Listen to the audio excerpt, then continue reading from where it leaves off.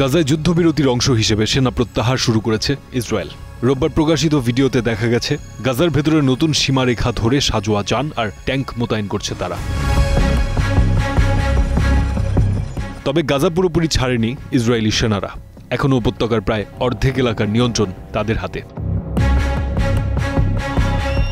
যুদ্ধবিরতির অংশ হিসেবেই চলছে জিম্মি ও বন্দি বিনিময়ের প্রস্তুতি।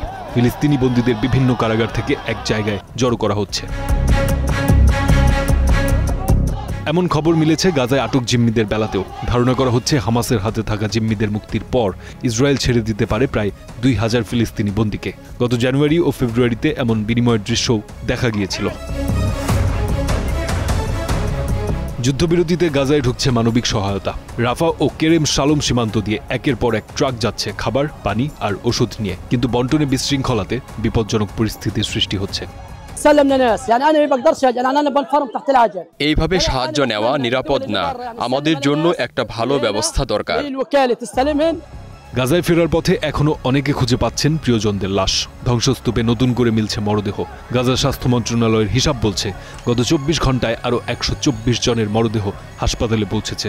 ২ বছরে নিহতের সংখ্যা ছাড়িয়েছে ৬৭,৮০০ জন, আহত ১,৭০,০০০-এর বেশি।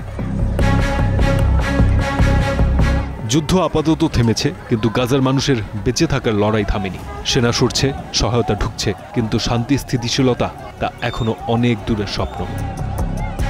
ফারদিন খান, স্টার নিউজ।